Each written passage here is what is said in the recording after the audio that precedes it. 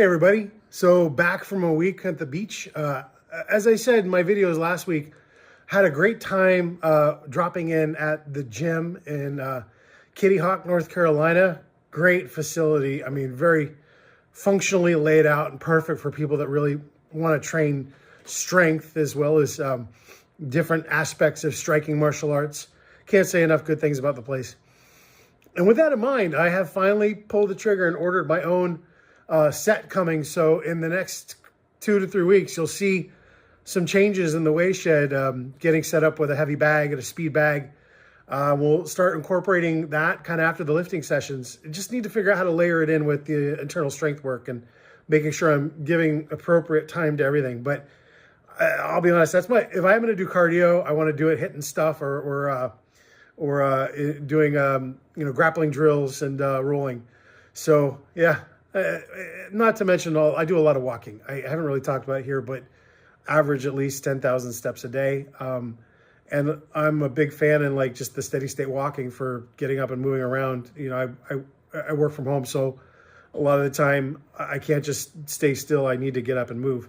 But yeah, no, so this week back at it, and this is my heavy week for this set of the program. And I wanted to kind of bring it back to, as you saw, some of you saw some of the drills I was doing with the speed bag and the heavy bag. I wanted to bring it back to the idea of opening and closing the body, both to power the press, to power the squat, and then to power a hit. You saw a number of the different kind of jab, cross, hook, uppercut, as well as some kicking drills that I was doing last week. So we'll get into more of that as we get the bag set up in the shed, but I did at least want to kind of do a demo showing how the same kind of pressurize and close the body, pull in the bone muscle tissue, and then with the breath, and then when you open the body as your impetus for movement, make sure you're opening from the middle. We won't go into it super deeply yet, but there is a way of, as you open the body, you slam the middle into the floor, and the rebound off the floor with the coordination of opening the body with the elastic release of the breath as it stretches the bone muscle tissue, all of that working together powers your movement. And so we're going to dig more into that over time. For now, I'm going to really talk about just the open close and packing the breath to pull on the bone muscle tissue and letting that initiate the movement. But you're going to see me slamming my middle into the floor. That's the reasoning behind that. If you have questions, throw them in the chat or send me a note. But we are going to get into that topic more and more as this progresses. So yeah, that'll be, so let's talk through some of the more detailed aspects of the training sessions today. And then, how that open close, pack the elastic stretch of the bone muscle tissue with the close, and the release of the open, as well as when you're doing more striking drills, you actually may open one side of the body while closing the other. And you might also do a close, open, partial close, like back to a neutral setting. So you're ready to either open or pull the tissue in to close more. So we'll talk through all of that as we get through these different training sessions. So let's get her going. So one thing I do want to elaborate on this one is that every movement that initiates with the closing of the body and then the opening of the body, and then sometimes the opening of the body and the closing of the body, pulls in the bone muscle tissue with the breath on the close, and then slams the middle to the ground and releases it in that coordination rebound of the ground coming up through the body, whether it's a press, a squat, a push, or a hit. They all use the same release power.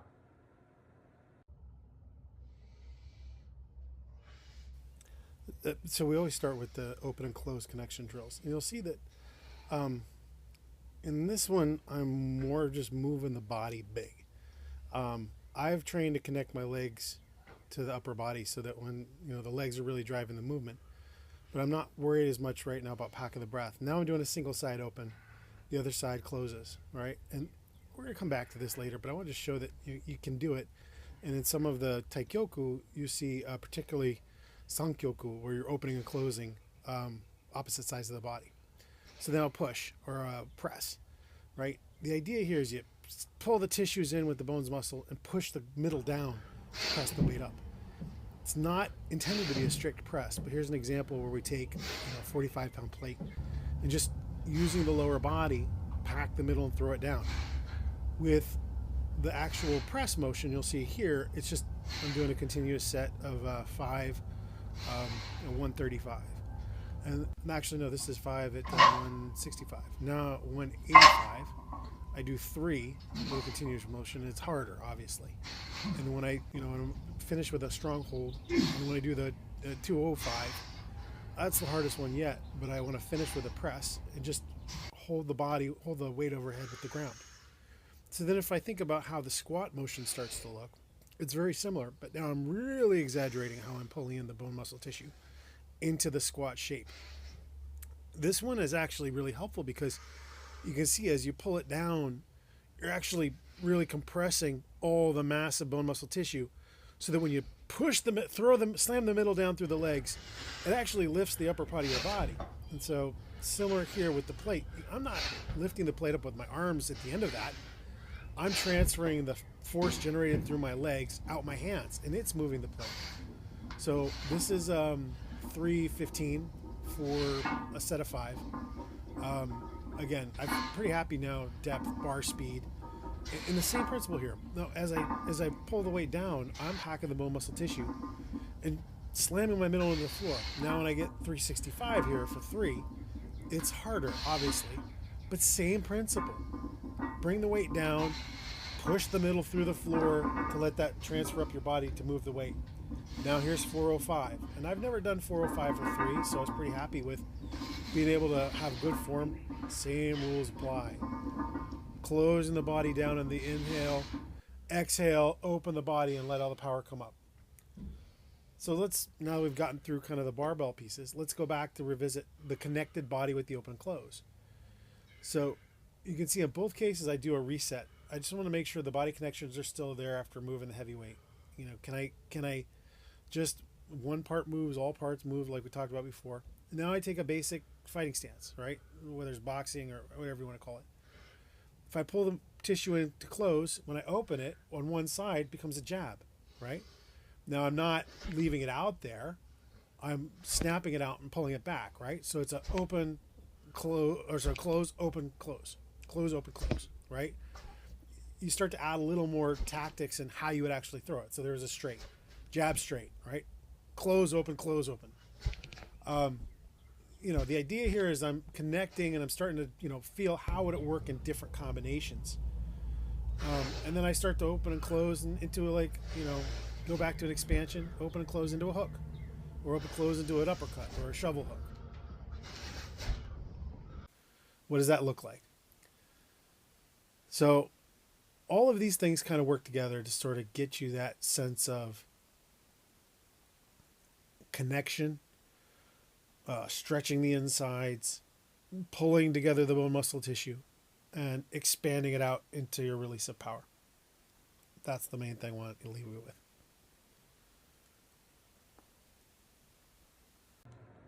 So that's it. To reiterate, I do want to make sure I emphasize that every time you're moving, you should have a connected frame. And you'll see there's points when I stop and reset to make sure I've got whole body connection. There's that theme of one part moves, all parts move. That means that anything that I'm initiating with the correct sourcing of power should be felt wherever I want that power to be transmitted to throughout my body. In these basic movements, in these basic shapes, what I'm trying to illustrate is that they add significant strength to your lifts, to your basic whole body expressions of strength. They add a lot of power to a hit. The concept of heavy hands. A jab should feel powerful when initiated this way. And certainly hooking and uppercut and straight type movements where there's more kind of whole body follow through. This is a basic concept in many martial arts, but you don't always find it some way to train so that you're elaborating on each component, from the mind-body connection, from the training of the breath with the bone muscle tissue, to how you condition the body to move as a unit and release everything together in a single instance of power. So those are the themes we're going to keep reiterating here on Taikyoku no Tanrenhō, right? Fundamental power training method. That's what we're here to do. I hope your week is awesome. We'll see you later.